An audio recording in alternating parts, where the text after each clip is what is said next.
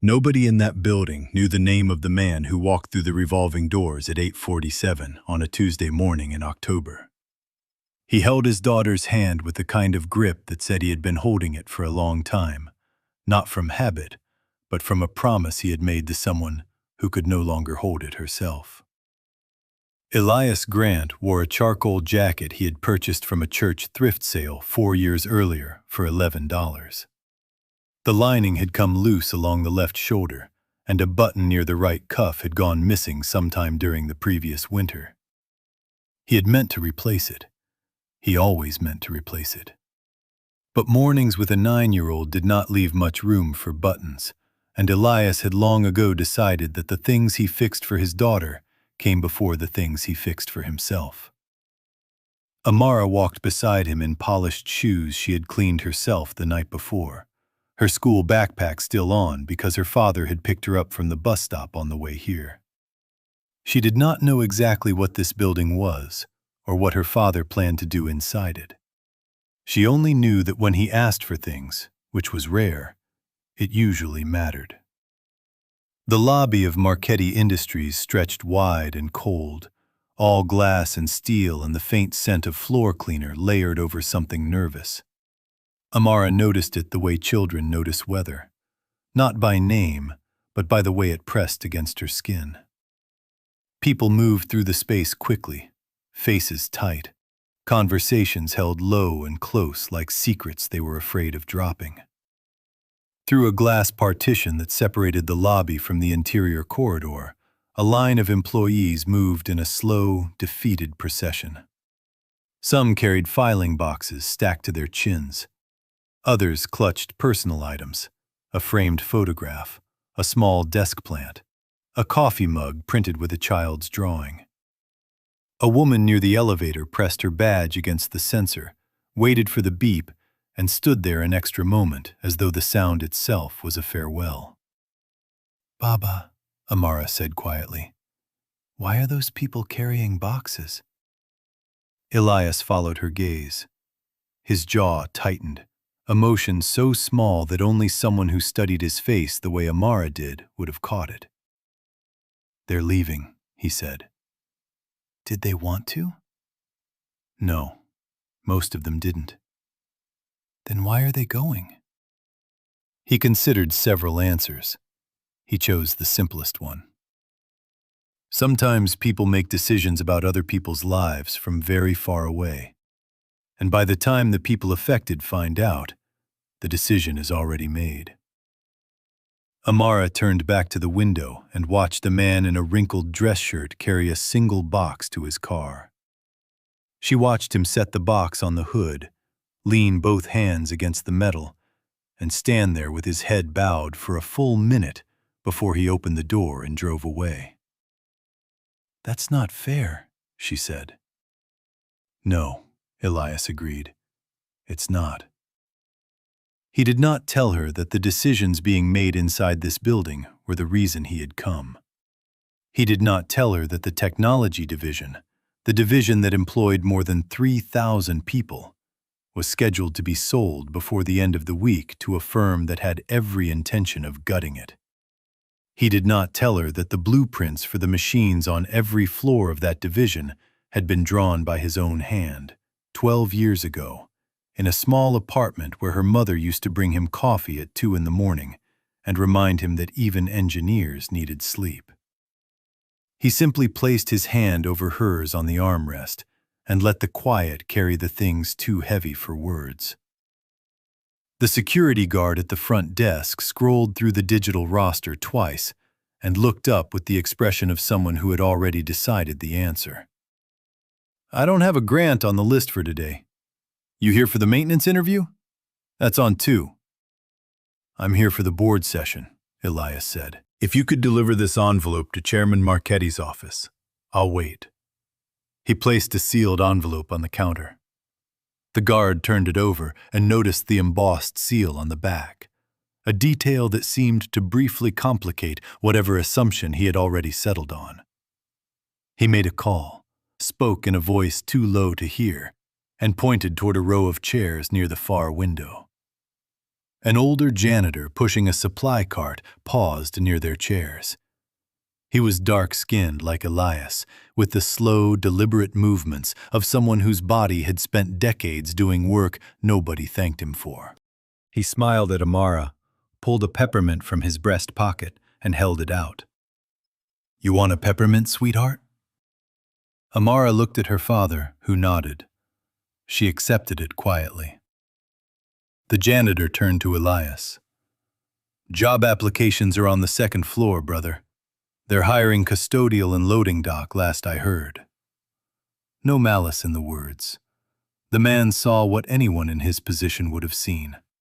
A black father in a worn jacket, sitting in a lobby where people who looked like them rarely sat unless they were waiting to be told where to mop. The assumption was so ordinary it barely registered as one. "I appreciate that," Elias said.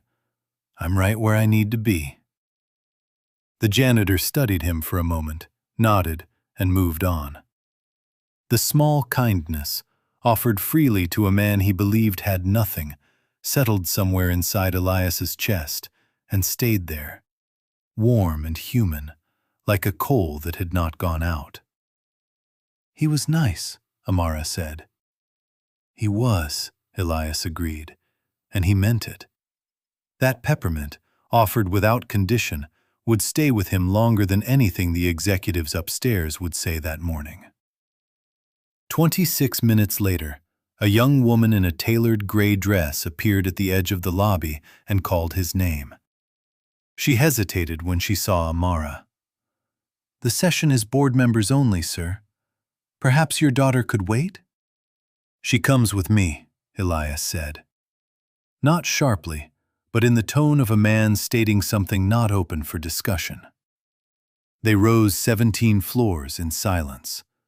Amara counted the lit numbers above the elevator door, a habit she had picked up from her father, who told her counting was a good way to keep your mind steady when your heart wanted to race. The boardroom stretched beneath pendant lights, designed to make everyone seated below feel important. 12 chairs were occupied. Water glasses had been filled to identical levels. At the center of the long table sat a thick stack of documents, the sale agreement for the technology division, waiting for signatures. Genevieve Marchetti stood at the head of the table, one hand on the back of her chair, the other holding a pen. She was 34 years old, the youngest chief executive in the company's history, and she carried herself with the polished, rehearsed authority of someone who had spent her entire adult life proving she deserved the name on the building. She looked at Elias, then at Amara, then back at Elias. Her gaze moved from his face to his jacket, the loose seam, the missing button, the worn elbows. She took in all of it in under 2 seconds, the way a person takes in a weather forecast. Quickly, dismissively, already certain. She leaned toward Philip Crane, her CFO, murmured something that drew a thin smile, then addressed the room. "It seems we have an unexpected guest." She turned to Elias. "The Northbridge Trust was supposed to send a representative this morning. I don't imagine that's you." "My name is Elias Grant. I'm here on behalf of the Northbridge Stewardship Trust regarding the Blackwell transaction." Genevieve's smile sharpened, a blade finding its angle. "On behalf of?" she repeated. She glanced at the board members, inviting them into whatever came next. She stepped toward Elias, close enough that Amara shifted behind her father's hip. Genevieve did not acknowledge the child. "Mr. Grant, Northbridge sent you." She gestured at the jacket, the shoes, the scuffed leather case. "To represent their interests in a $600 million transaction?" She paused. "I have to be honest. When I requested a representative from the trust, I expected someone who looked like they had at least been inside a building like this before." A board member suppressed a smile. Philip leaned back, content to watch. "This is a closing session, not a career fair," Genevieve continued. "If Northbridge couldn't be bothered to send someone appropriate, I think we can proceed without their input." The words landed exactly where she intended. Not on the jacket, on the skin beneath it. She did not say it explicitly, she was too practiced, but the implication moved through the room like current through water, felt by everyone, named by no one. Philip spoke from his chair, his tone dressed in false helpfulness. "Perhaps the trust simply couldn't find anyone on short notice. I'm sure Mr. Grant is doing his best with what he was given." Laughter rippled down the table. Amara stood behind her father, fingers wrapped around her backpack strap, jaw tight. She had heard the way "someone appropriate" sounded, the same way certain teachers said "someone like you," carefully, with a smile, so if you repeated it later, it would sound like nothing at all. She wanted to tell them her father woke at 5 every morning, that he checked her homework every night, even when his eyes could barely focus, that he had taught himself to braid her hair by watching videos on his phone in the bathroom mirror, and never once complained. But something else was happening inside her. A small, hot ember of embarrassment burning in her stomach and rising into her throat. She looked at the missing button, the shoulder seam pulling apart. For the first time in her 9 years, she wished he looked different. The shame of that wish crashed into her instantly. She hated herself for thinking it. She hated these people for making her think it. And she hated that she could not tell which feeling was bigger. She dropped her eyes to the floor and said nothing. Elias felt his daughter's grip tighten on his jacket. He did not turn around. He did not need to. He knew what she was feeling, because he had felt it once, a lifetime ago, in another room full of people who had decided what he was worth before he opened his mouth. If this story is already pulling you in, go ahead and hit subscribe for Dad Untold Chronicles, and drop a comment telling me where you're watching from tonight. Now let me tell you what happened next. Genevieve gestured toward the door. "Gerald, escort Mr. Grant and his daughter to the lobby." Elias raised his hand, not in protest, but in the slow, measured way of a man making clear that what happens next is his choice. "I'll go." He picked up his case, placed his hand on Amara's shoulder, and halfway to the door, he stopped. He turned back, to Genevieve.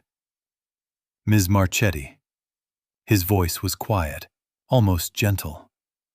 "You evaluated a man's worth in 10 seconds based on the thread count of his jacket and the color of his skin. Is that how you approach every major decision? Or only the ones involving people you've already decided don't matter?" Her smile flickered, just enough for Margaret Ellerby, a board member of 19 years, to notice from her seat. "I evaluate efficiently, Mr. Grant. That's what a successful chief executive does." Elias held her gaze a beat longer than was comfortable. Then he nodded, not in agreement, but the way a man nods when a suspicion has just been confirmed. And at that exact moment, the boardroom door opened from the outside. Victor Marchetti, 71 years old, chairman of Marchetti Industries, and Genevieve's father, took 2 steps into the room and stopped. His eyes found Elias. The color left his face, not slowly, but all at once, as though someone had pulled a plug beneath the skin. His lips parted. His shoulders, always rigid, dropped by a full inch. He did not walk to his chair. He did not greet his daughter. He walked directly to Elias Grant, stood at attention as though reporting to a commanding officer, and spoke in a voice that carried to every corner. "Boss," he said, "you've finally come." The silence that followed was so complete, Amara could hear the air conditioning humming through the vents.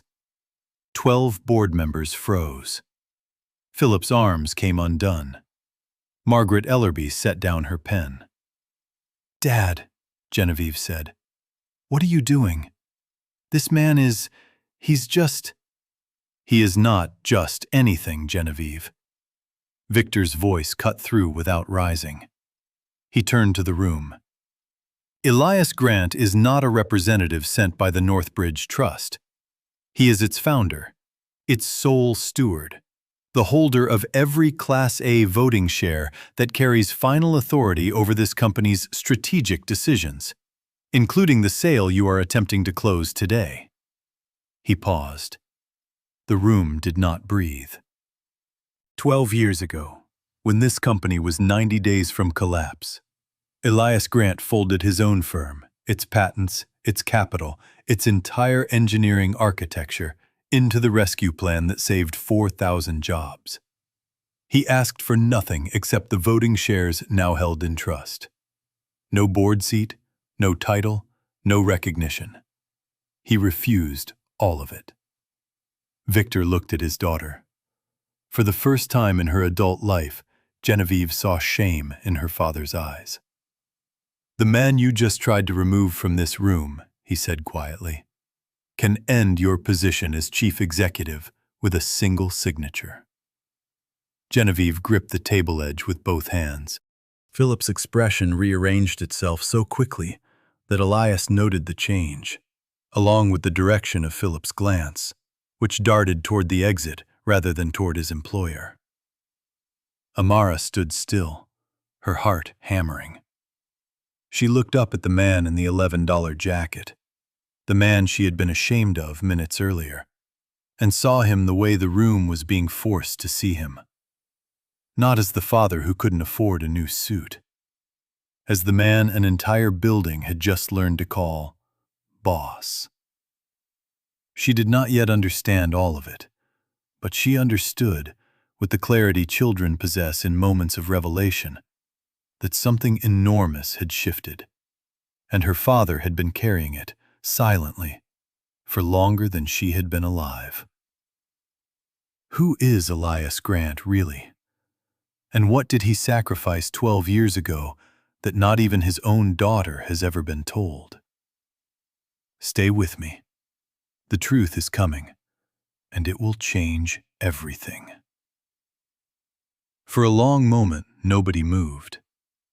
The boardroom held its breath, the way a room does when the thing it believed to be true has just been replaced by something it is not yet ready to accept. Genevieve's fingers whitened against the table edge. She searched Elias's face, then her father's, looking for some crack, some misunderstanding that could be corrected with the right question in the right tone. No crack appeared. "That's not possible," she whispered. "I've run this company for 3 years. No one has ever mentioned his name." "Because I asked them not to," Elias said. His voice was steady, unhurried. The truth does not require rehearsal. He opened his leather case. The clasp made a small, tired sound. He placed a document bearing the Northbridge seal on the table beside the sale agreement. "The trust holds final authority over any sale of strategic assets, any dismissal of senior leadership, and any dissolution of core operations. Those provisions have been in place since the rescue agreement was signed. I came because they were triggered." He looked around the table, his gaze resting briefly on each face. "The sale is frozen for 72 hours. No employee is to be terminated during that period. A full independent audit of the company's financial records begins tomorrow morning." He paused. "I don't expect anyone to welcome this, but I do expect compliance." Margaret Ellerby quietly closed her folder and set her pen aside, as though she had already decided that whatever those pages contained no longer carried weight. Genevieve lowered herself into her chair slowly, like someone no longer certain their legs would hold. "Who are you?" she whispered. not to the room, to him. "Who the hell are you?" Victor answered. What followed was not a speech. It was a confession, each fragment pulled from somewhere deep and painful. 12 years earlier, Marchetti Industries had been dying. Catastrophic investment decisions had driven away the largest clients, and every bank refused emergency credit. Victor was 2 weeks from signing a dissolution that would have stripped the company for patents and dismissed the entire workforce. Elias Grant, then a 30-year-old engineer, ran a small firm called Grant Meridian Systems from a rented office above a hardware store. His company had developed a coordination technology, an operating framework that could cut industrial costs by 40% without eliminating a single job. The technology was worth more than everything Marchetti owned.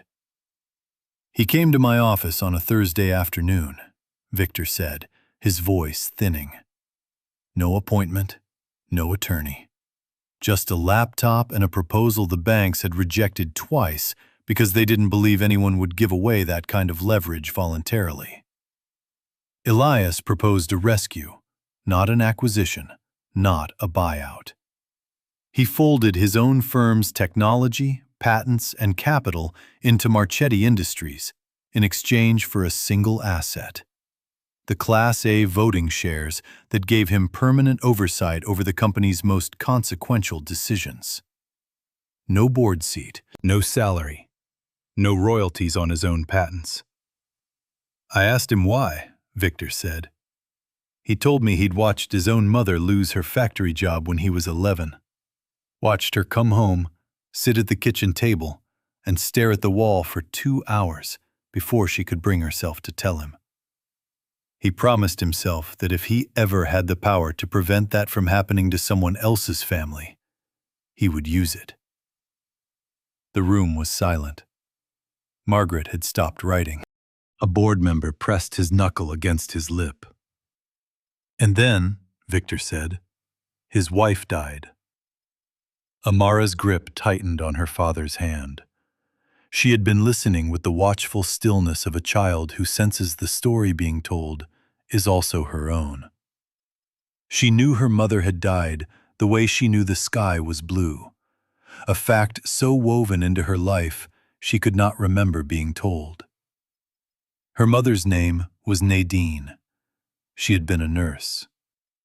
Nadine was diagnosed with cancer 14 months after the rescue. She was 31. Amara was 2. Elias spent the final months sleeping in a chair beside her hospital bed. On her last night, Nadine asked for a pen and paper, not the hospital's, but a sheet from the leather case Elias carried everywhere, because she wanted her words to rest beside the things he valued most. She wrote, "The world doesn't have to know you for you to matter. Just make sure she does." She placed it in his hand and told him to sleep. He sat in the parking lot until his phone rang at 3:47 in the morning. After the funeral, Elias withdrew completely. He handed operations to Victor, kept only the intervention clause, and disappeared into raising a daughter alone. Smaller apartment, every meal cooked, every braid, every bedtime story, every nightmare at 2 in the morning when she called for a mother who would never answer. He never told his daughter that the man in the second-hand jacket had once held a $4 billion company and walked away because she needed him more. The note stayed in his case, read on nights when loneliness sat beside him like an uninvited guest. If this story has touched something in you, if you believe a man's worth is measured by what he carries, not what he wears, make sure you're subscribed to Dad Untold Chronicles. Share this with someone who needs to hear it tonight. Now let me tell you what they found when they opened the books. The next morning, Elias arrived before 7. Lorraine Voss, a forensic accountant he had worked with before, careful, precise, reading glasses on a chain, was already waiting. They set up in a small conference room on the 6th floor. Not the executive suite, a mid-level space with a folding table and a window facing the ventilation system next door. Elias preferred it.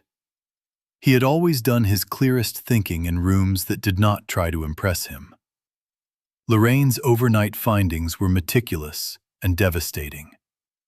Over 34 months, more than $210 million had been routed out of the company through phantom project codes, consulting fees, system upgrades, none corresponding to real work. The payments flowed through Vantage Point Consulting, a subsidiary registered less than 2 years earlier with no employees, no physical office, and no employment records filed with the state. Every payment was authorized by Philip Crane, Lorraine said. Elias studied the page. Does Genevieve's name appear? Her digital signature is on a loan guarantee dated March 14th, $90 million secured against the company's IP portfolio. But the timestamp places it 3 weeks before she was briefed on cash position. She was in Geneva that week. Hotel receipt, boarding pass confirm it. So either she signed something she never read, or someone signed it for her. Genevieve arrived at the conference room an hour later. Lorraine walked her through the findings. Genevieve read each page twice, jaw tightening with every line.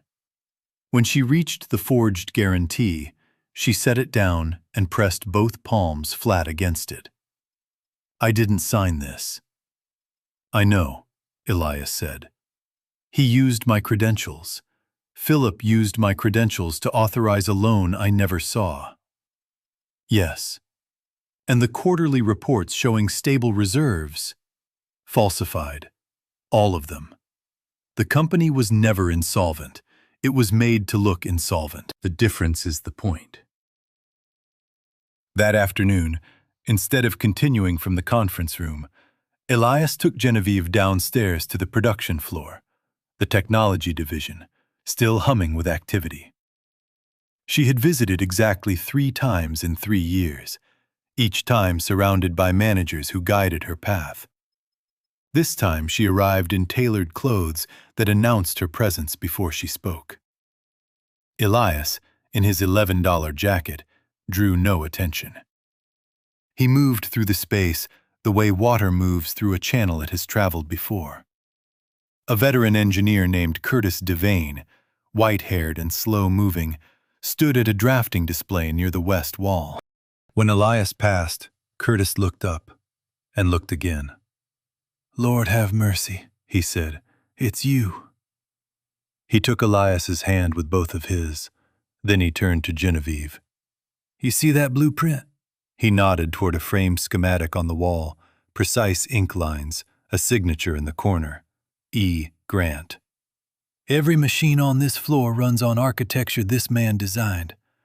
When the banks pulled out and we were sure we'd be in the unemployment line by Christmas, he walked in with drawings and a promise that not one person would lose their job. And not one did." Amara, Elias had brought her after school, stood beside her father, staring at the signature. "Baba," she said, "you drew these?" Elias nodded. "He never took a royalty," Curtis continued. "The licensing revenue went into a job protection fund. Every downturn, that fund kept people on payroll. Most folks here don't even know it exists." Amara looked at her father's hands, scarred knuckles, calloused fingertips, the particular pattern of someone who had spent long hours holding tools and soldering connections. She had always known those hands. She was seeing them for the first time. A woman at a calibration station nearby, name badge reading Denise Willard, stepped closer. "My daughter was born the year they almost closed this place. She's 12 now, plays clarinet. I keep a printout of the old rescue announcement in my locker next to her picture. Some days I look at both and think how close we came to a completely different life." Genevieve stood at that station longer than she intended. She realized she had spent 3 years running a company whose heartbeat she had never once bothered to feel. She turned to Elias. "You could have lived like a king." "I could have, but my daughter needed a father, not a king." That evening, 2 calls arrived. Philip Crane's voice was tight, breathless, wrapped in rehearsed concern. "This man, Grant, has been hiding his ownership for 12 years. He didn't come back to help. He came to take what he thinks is his. The Marchetti name will mean nothing once he's finished." Genevieve heard the cadence, the same one he used in quarterly briefings, in strategy sessions, in hallway conversations where he told her exactly what she needed to hear. She had always found it comforting. Tonight it sounded like a man protecting himself, not his employer. She hung up without agreeing. The second call was an invitation. Gideon Blackwell occupied a private suite at the Hargrove Hotel. Silver-haired, deliberate, he poured 2 glasses of scotch neither would finish and positioned Genevieve facing the skyline, a view designed to remind visitors how small they were. "A man appears from nowhere," Blackwell said, "hiding 12 years, wearing a suit from a donation bin, and suddenly you step aside? I'm not going to insult your intelligence. This is about legacy. Whether the Marchetti name survives or becomes a footnote." He paused. Then the words he had saved for last. "Let's be frank. A man like that, coming from where he comes from, doesn't have the institutional credibility to lead a company this size. The market knows it." He did not say the word. A man like that carried its meaning the way a river carries silt, invisibly, deposited everywhere it touched. He offered a deal. Complete the sale, and he'd help her buy back control within a decade. Her name on the building, her legacy secured. Genevieve left at 11:40 without answering. She drove to the office, sat in the dark, and opened a leaked excerpt from Blackwell's strategy memo. Under the heading Transitional Leadership, Phase 1, she found her name. G. Marchetti, Interim CEO. Projected transition, 6 months. 6 months. That was all she was worth to the man who promised her a decade. She called Elias before midnight. "I know how to make them show their hand." Both of them. The plan was built not on trust, but on the narrow ground where 2 people who did not trust each other wanted the same thing badly enough to stand together. Genevieve summoned Philip. She told him Elias had withdrawn, that she was tired of her father's interference. She gave him exactly what he expected, a woman whose pride outweighed her judgment. Philip relaxed. "You've always been sharper than people gave you credit for," he said, settling deeper into his chair. He asked for proof, a suspension order removing Elias from executive access. Genevieve signed it without hesitation. Only after Philip left did she allow herself a single exhale. She had altered 1 clause, 3 words in a subsection nobody reads, rendering the document legally void the moment it was filed. In his comfort, Philip explained how he had replicated her digital signature using a system-level override installed during his 2nd year as CFO. He described it the way a craftsman describes his finest work, with care, detail, and the vanity of a man who had waited years for someone to appreciate how clever he had been. Lorraine Voss recorded every syllable. That night, in the hotel room, Amara could not sleep. Her father had tucked her in at 9, blanket adjusted, window locked, water on the nightstand. He read to her from a book about a girl who sailed across an ocean alone, kissed her forehead, and told her he loved her in the quiet, matter-of-fact way he always did, as though the words were a weather report, something true and constant and too obvious to question. She lay in the dark listening to his breathing from the next bed. He fell asleep quickly. He always did, a skill born from knowing tomorrow would demand everything. She got up, moved across the room in her socks. His leather case sat on the desk, clasp unfastened. She did not know what she was looking for. She only knew the story she had heard, told by a man who was not her father, had left something unsettled inside her, pressing against the walls of her chest. Inside the case, beneath a folder of documents, she found a piece of paper folded into quarters. Old, creases soft, edges worn, ink blurring along the fold lines from years of handling. She unfolded it. The handwriting was not her father's. Smaller, rounder, written with the careful pressure of someone very tired but determined to get every word right. The world doesn't have to know you for you to matter. Just make sure she does. Amara read it 3 times. On the 3rd reading, she understood. Not everything, but enough. Enough to know this was her mother's hand. Enough to know her father had carried it every single day, in the same case he brought to that boardroom, next to documents proving he owned an empire he never asked to be thanked for. She folded it along the original creases and placed it back. She climbed into her father's bed and pressed her face against his shoulder. "I know you, Baba," she whispered. "I know you." His arm moved around her. He did not open his eyes, but the corner of his mouth tightened, the way it tightened when he was trying not to let something escape from behind his composure. One tear gathered at the edge of his closed eyelid. It did not fall. He held it the way he held everything, quietly, without complaint, until it was safe to let go. But the war wasn't over. Blackwell had one final weapon, a $600 million debt trigger that could destroy everything Elias spent 12 years protecting. And Philip, cornered and desperate, was about to make his last move before the entire board. What happens next will break your heart, and then rebuild it. Stay with me. The call came at 6:12 the next morning. Elias was already awake, lacing his shoes in gray half-light. Amara was still curled beside him, one hand resting near the spot on the pillow where his shoulder had been. Lorraine's voice was tight. Blackwell accelerated the debt covenant, filed the trigger notice overnight. The company has until 5 o'clock to produce $600 million in verifiable reserves or forfeit its core IP portfolio under the default provision. Elias stopped lacing. He sat still for 3 seconds, the kind of stillness that in another man might have looked like fear, but in Elias looked like a machine shifting gears, discarding everything that did not matter.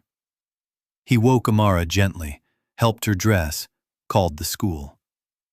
She watched him gather his papers and check the case clasp twice, the small ritual she had observed 1,000 times without knowing the case held anything beyond work. She knew now. She had read the note. The knowledge sat inside her like a stone too precious to set down and too heavy to carry without effort. "Baba, is it going to be okay?" He looked at her. He had promised himself when she was small that he would never lie to her, even when the truth was harder to offer. "I don't know yet," he said, "but I'm going to do everything I can." She took his hand.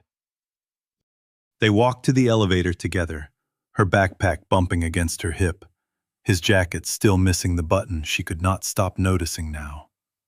Not with embarrassment anymore, but with something closer to tenderness, as though the missing button had become part of the story she was learning to understand. The emergency board session convened at 9 in the same room where Elias had been mocked 48 hours earlier. Same pendant lights, same leather chairs. But the air had changed, the easy confidence replaced by something sharper and far less comfortable. 12 board members sat in their seats. Margaret Ellerby's folder lay open and untouched. Genevieve stood near the head of the table, jaw set.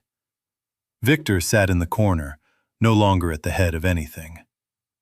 Elias took the same chair, the one nearest the door, the least important seat in the room. He did not request a different one. Amara sat against the wall behind him, backpack on her lap, feet not quite reaching the floor.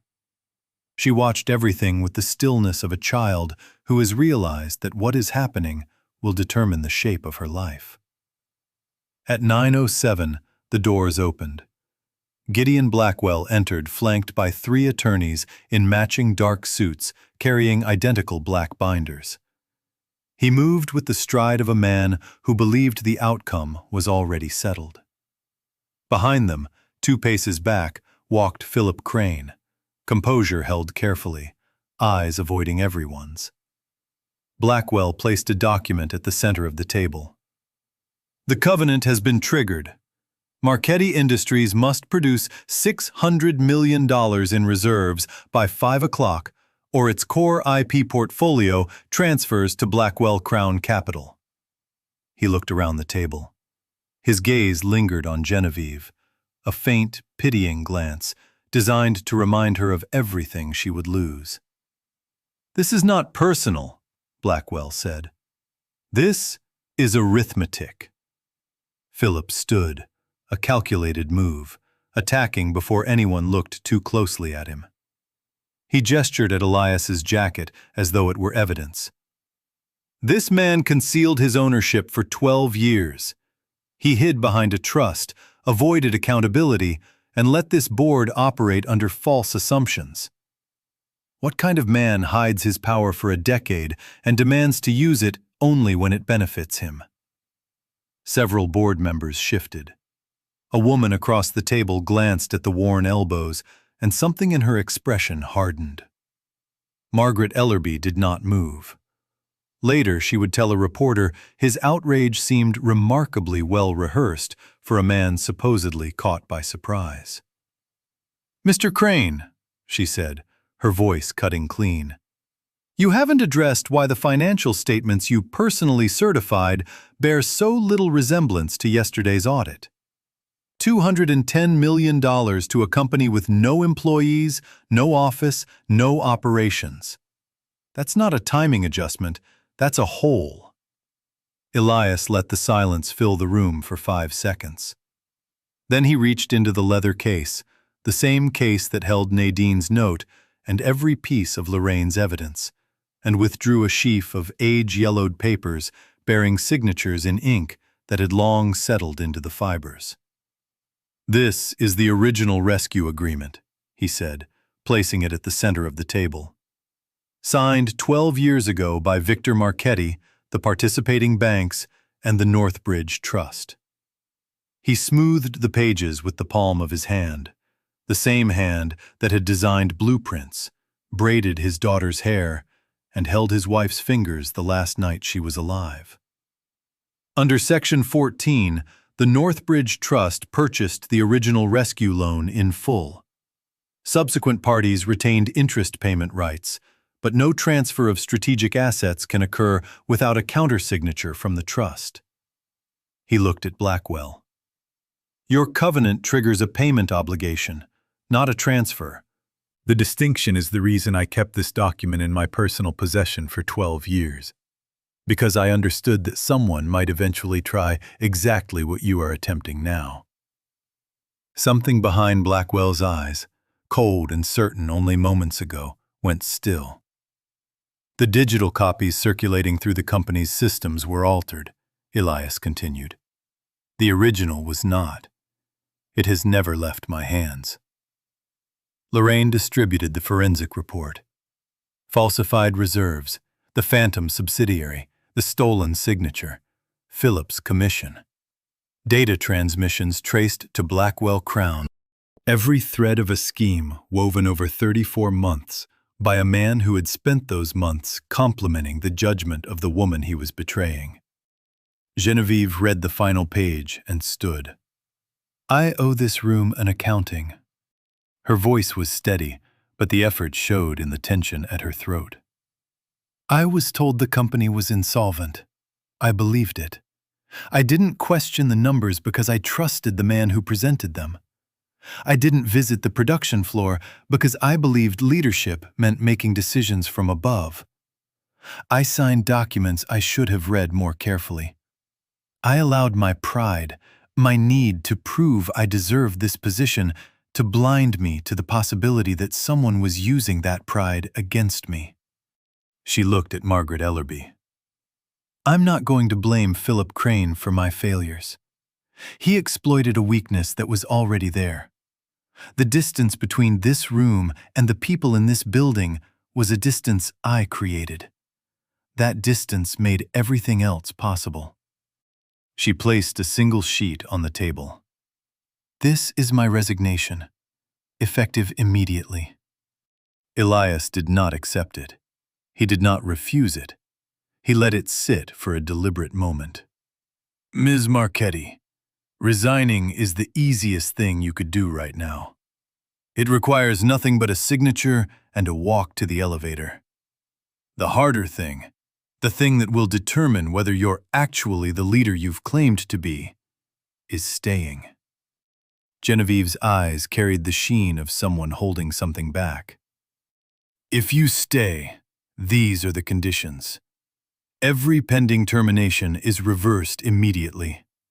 The falsified reports are corrected and published in full. A worker representation council with binding authority. 1 day per week on the production floor, not as a visitor.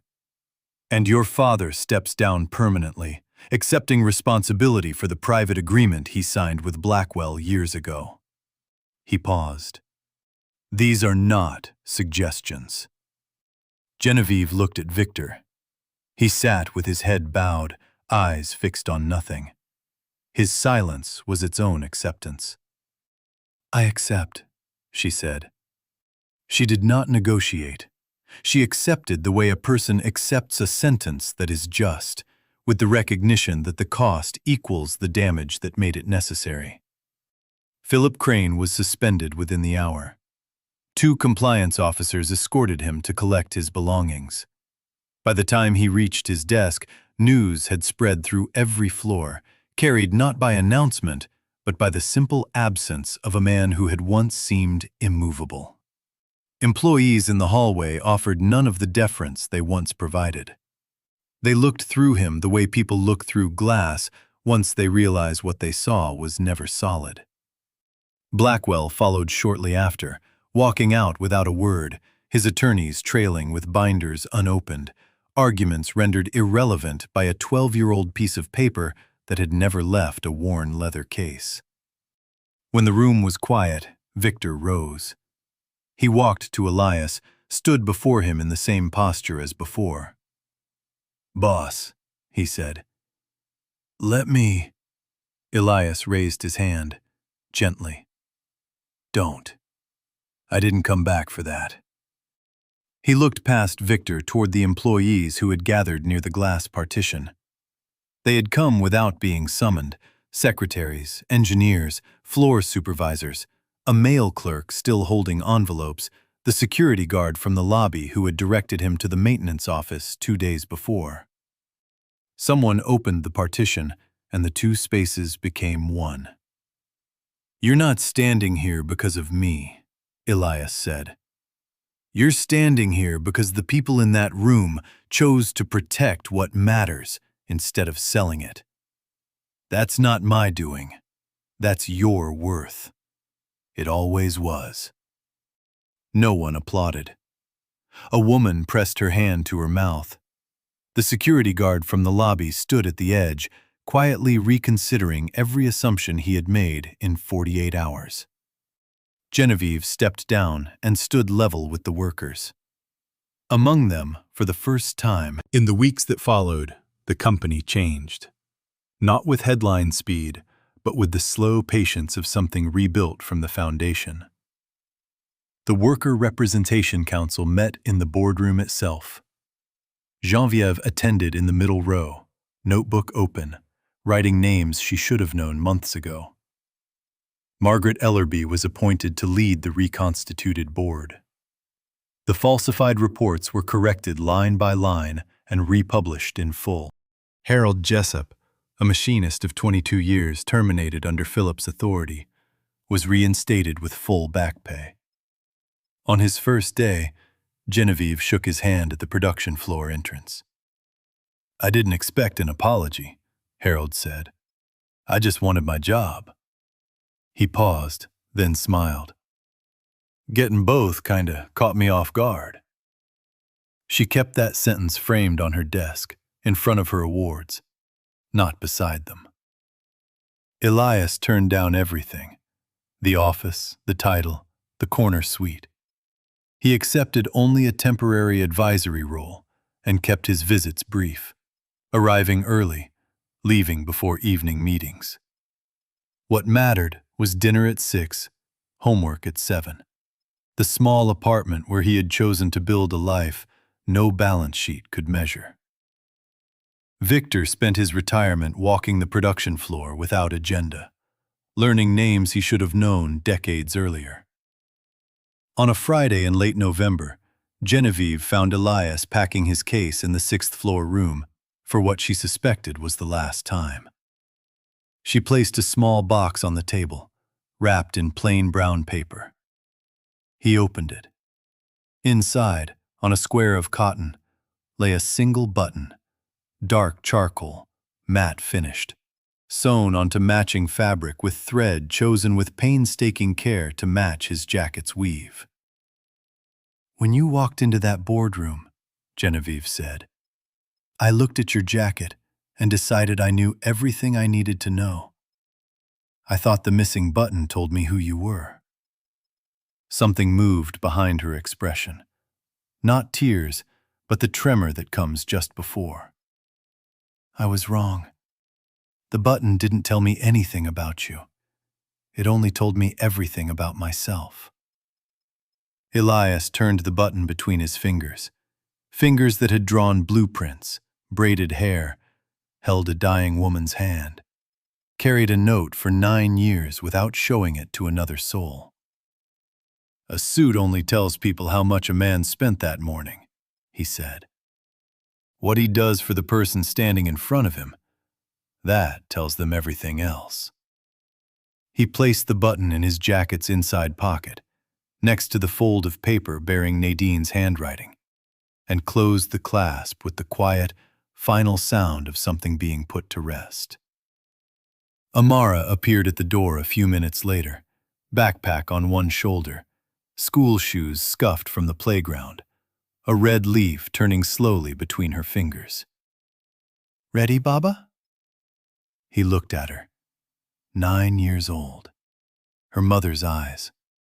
Wearing a jacket slightly too big because he always bought a size ahead, planning for growth even when the present was all he could afford. "Ready," he said. They walked out together into slanted afternoon light. Elias wore the same jacket, the same shoes, the same cracked-face watch Nadine had given him on their 2nd anniversary. Amara held his hand and swung it lightly, the way she did when she was happy. Nobody in that building would ever mistake him again. The auditorium was full. Folding chairs stretched across a gymnasium floor at a university that had once been beyond reach of anyone in Amara Grant's neighborhood. Or so the guidance counselors had assumed when she was 15. Filling out applications at the kitchen table while her father circled scholarship deadlines in red pen. She stood at the podium, 18, in a graduation gown that fit perfectly because her father had taken it to a tailor. Her hands trembled. She found Elias in the 5th row, the charcoal jacket, the button stitched to the cuff, Nadine's note in the pocket, creases soft as cloth. She held his gaze, just long enough for the distance to collapse into something private, belonging only to them. "My father never taught me how to fight," she said. Her voice was steady now. "He never raised his voice. He never slammed a door. He never told me the world owed me anything." The auditorium was quiet. "What he taught me was how to stand. Quietly, with dignity, without shrinking yourself to make someone else feel taller." She set her notes aside. The rest came from the place where love is stored. "When I was 9, I watched the woman in an expensive suit look at my father and decide he was no one. She looked at his jacket. She looked at his skin. And she made up her mind. Amara paused. I was standing right behind him. I heard every word. And I felt something that day I've spent 9 years learning to forgive myself for. Her voice softened, not with weakness, but with the courage it takes to say something true in a room full of strangers. I was ashamed of him. For one terrible moment, I wished he were different. I wished his jacket didn't have a missing button and his shoes weren't scuffed. I was 9 years old and I wanted my father to match the room he was standing in, because I didn't yet understand that the room should have been trying to match him. A collective intake of breath moved through the auditorium. My father built the technology that kept 4,000 people employed. He gave away a fortune because he believed a man's worth was measured by what he protected, not what he accumulated. And then he walked away from all of it, every title, every dollar, because a 2-year-old girl needed someone to make her breakfast in the morning. She looked at Elias. His hands were folded, posture unchanged. But his eyes, dark, deep, carrying 9 years of mornings and homework and braided hair and bedtime stories, were shining. He never told me any of this. He never said, "Look what I gave up for you." He just showed up. Every single day. In the same jacket, with the same case, with the same quiet certainty that being present in my life was worth more than being powerful in someone else's. She gripped the podium. Her voice rose. So when people ask who my father is, when they see a man in an old jacket with calloused hands, I tell them the truth. She smiled. It was Nadine's smile. He is the bravest man I have ever known, and I am his daughter. The auditorium erupted. Elias remained seated. He pressed thumb and forefinger against the bridge of his nose, closed his eyes, and for one moment, silent, private, let the weight down. Not all of it, just enough to breathe. In his pocket, against his chest, Nadine's note rested where it always had. The world doesn't have to know you for you to matter. Just make sure she does, and in the 5th row of a gymnasium that smelled like floor polish and new beginnings, Elias Grant sat in his $11 jacket and knew, with quiet, unshakable certainty, that he had kept his promise. Every single day. He had kept it. And she knew.